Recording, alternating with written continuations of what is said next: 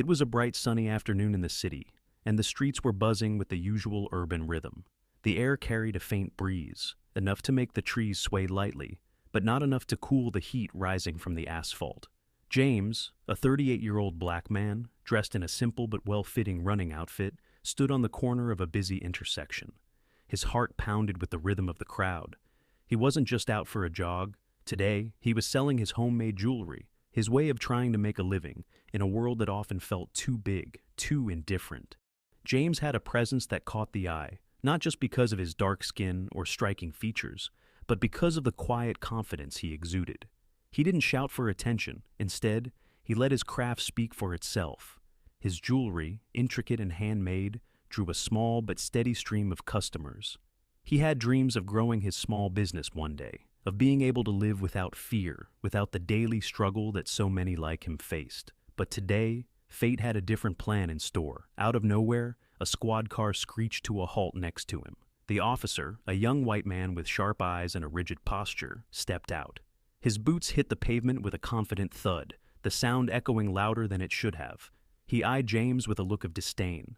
"Hey, you can't sell here," the officer barked, his voice cold, without a hint of empathy. James raised an eyebrow, his gaze steady. "I'm just offering my work. I'm not bothering anyone." The officer scoffed, clearly irritated by James's calm demeanor. "No, you're trespassing. Pack up, or I'll have to cite you for loitering." James felt a wave of frustration rise within him. This wasn't just about his goods. It never was. It was about the constant feeling of being watched, judged, and deemed inferior simply for existing in a space that wasn't for him. But he stayed silent, carefully assessing the situation. "I'm just trying to make a living, officer. I'm not causing any trouble," James said, his voice firm but controlled. But the officer wasn't listening. He stepped forward, shoving the table with the jewelry aside, causing several pieces to tumble to the ground. "I said move it, now." The crowd around them started to gather, sensing a confrontation, but no one intervened. Some watched curiously, others with indifference. James felt the sting of humiliation as people stared at him, some with pity, others with judgment. He had become a spectacle, an object of ridicule, but his pride held strong and he stood his ground. He wasn't going to let this moment define him. "Let me pick up my things," James asked, trying to maintain his composure. The officer's response was swift and cruel. "Pick them up later. Move. Now." James felt his anger surge, but he fought to keep his emotions in check. The officer's words cut deeper than the physical shove. It was the kind of treatment he had endured his whole life, subtle and overt racism, the feeling of being invisible unless someone needed to make an example of him. His breathing quickened, his fists clenched. He was about to speak when, suddenly, a deep voice boomed from the back of the crowd. "Is there a problem here, officer?" James turned, his eyes widening slightly as the crowd parted. A tall, broad-shouldered man stepped forward. He was older, his posture radiating authority and strength. His uniform, camouflage military fatigues, was adorned with the rank of general. The air seemed to shift as his presence commanded respect. The officer, clearly flustered, stepped back, his posture stiffening. "Sir, I was just—" "No," the general interrupted, his tone sharp. "You were bullying this man." The officer hesitated, unsure how to respond. The crowd murmured in surprise as they recognized the general. He wasn't just any military figure. He was the local hero, a man who had served with distinction, who had led his troops with honor. His reputation in the community was unmatched. "You, officer," the general continued, his eyes narrowing, "will leave him alone, and you'll apologize for the way you've treated him." James stood still processing the scene unfolding before him. His chest tightened, but a sense of relief washed over him. He had always dreamed of someone, anyone, standing up for him, but he never imagined it would be his uncle, the man he had looked up to all his life. The officer sputtered, trying to maintain his authority, but it was clear he was no match for the general's commanding presence. I didn't know." "You didn't know," the general repeated, his voice dripping with disdain. "Now you do. Now leave." Without another word, the officer turned and hastily walked back to his car, his face flushed with embarrassment. The crowd, which had been tense and silent, erupted in whispers and murmurs of approval. The general turned to James, who was still in a daze. "Are you okay, son?" he asked, his voice softening. James nodded slowly, his chest still tight with the emotions that had been building up. I am now, thanks to you. The general placed a hand on his shoulder, his grip firm but comforting. You don't have to face this alone. I've got your back. James felt a lump in his throat, the overwhelming feeling of gratitude and pride mixing with his earlier frustration. It wasn't just about the officer or the confrontation. It was about the realization that, even in a world that seemed so unfair, there were people who would stand up for him, who would fight for him when the weight of the world pressed down too hard. The general stayed for a few more minutes, helping James collect his jewelry and offering words of encouragement. The crowd slowly dispersed, leaving behind an air of quiet reflection. The moment had passed, but the lesson it carried would stay with James forever. Even when the world seems to be against you, there is always strength in standing up for what's right. And sometimes, that strength comes from the most unexpected places. As James packed up his things, he couldn't help but feel a renewed sense of hope. The injustice he had faced today hadn't been erased, but it had been challenged, and that was a victory in itself. Later that day, James sent his uncle a message, thanking him for his timely intervention. His uncle's response was simple. I didn't just defend you, James. I defended what's right. Always remember that. James smiled, knowing that his fight for dignity had just begun. But now he had the courage to face whatever came next. James spent the rest of the afternoon with a heavy, contemplative heart. The jewelry he had set out to sell was safely packed away, but the encounter with the officer lingered in his mind. It wasn't just the humiliation he'd felt, although that still stung, but the realization that he had been powerless in that moment. No matter how calm or composed he had remained, it had taken someone else to stop the injustice. As he made his way home, the city's bustling streets felt more oppressive than usual. The honking of car horns and the chatter of pedestrians seemed to blur together into a cacophony of noise that only heightened his sense of frustration. James didn't want to feel like a victim. He didn't want to be defined by moments like the one he had just endured. But how could he ignore the reality that people in power, people like the officer, could control the fate of someone like him in an instant? That night, as James lay in bed, he reflected on the words his uncle had spoken. I've got your back. It was a phrase that was simple, yet filled with so much weight. It made him think of his childhood, of how he had always looked up to his uncle as a hero, someone who embodied strength, honor, and unwavering resolve. But his uncle's protection had come at a cost. James couldn't shake the feeling that the officer's behavior was just a symptom of a larger, deeper issue, one that no amount of military might or authority could simply erase.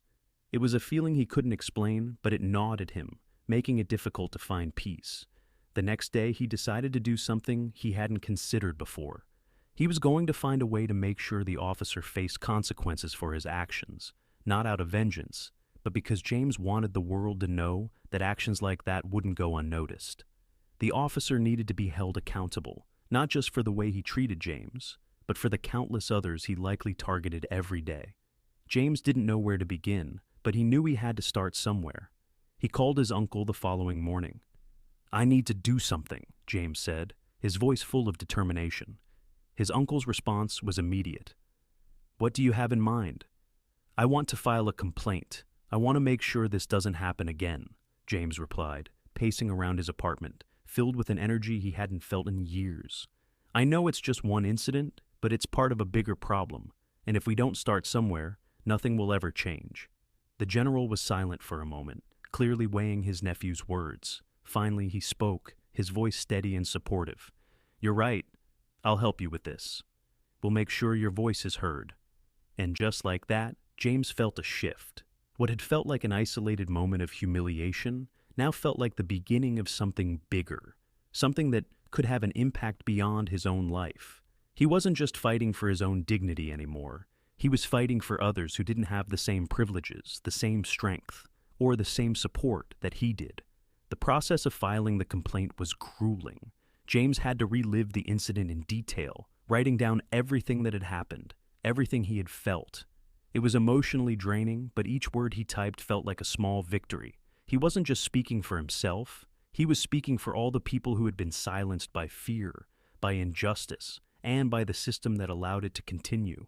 When the complaint was officially filed, James didn't expect immediate results. He knew that change didn't come quickly, and sometimes it didn't come at all. But as he hit the send button, he felt a weight lift off his shoulders. For the first time in years, he felt as though he was in control, not of the officer, not of the world around him, but of his own fate. Weeks passed, and life seemed to return to its usual rhythm. But things had changed.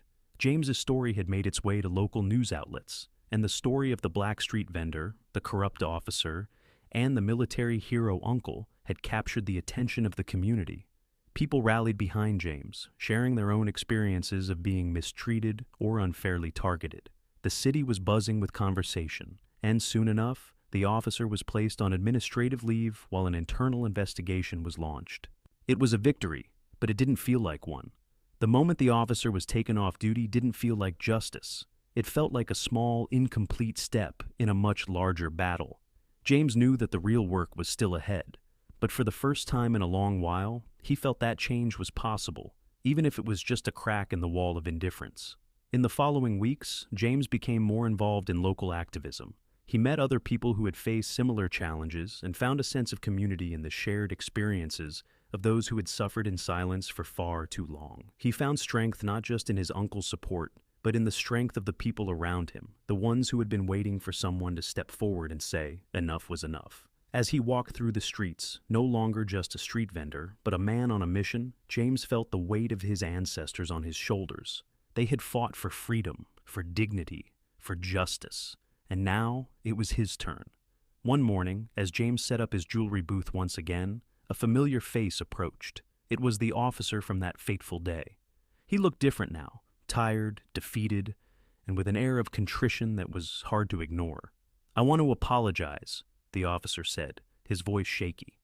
"I realize now how wrong I was. I've been suspended, and there's a chance I may lose my job." James studied him for a moment, his gaze unwavering. He thought back to the humiliation, to the anger, to the way the officer had treated him, as if he were less than human. But now, in front of him, the officer seemed small, humbled by his own actions. "I don't want your apology," James said, his voice calm but firm. "What I want is for you to learn from this, for you to realize that every person you come into contact with is a human being, deserving of respect, and for you to make sure this never happens again, not just to me, but to anyone." The officer nodded, visibly ashamed. "I will, I swear." And as the officer walked away, James felt a sense of closure that he hadn't expected. It wasn't the apology that mattered. It was the realization that he had stood up for himself, for his dignity, and for a community that was too often silenced. James wasn't a victim. He was a man who had found his voice, who had faced injustice head-on, and who had come out stronger on the other side. The fight wasn't over, but today it felt like a victory. A small one, but a victory nonetheless. And for James, that was enough for now. The lesson was clear. No matter how many times life tries to knock you down, no matter how many systems try to oppress you, the power of standing up for what's right can change everything. Thanks for watching this video. Now, let me know in the comment box what you thought of this story. Rate it on a scale from 1 to 10 so I know if you liked it. Share this video with anyone who might benefit from it. And don't hesitate to subscribe because the stories will just keep getting better and better.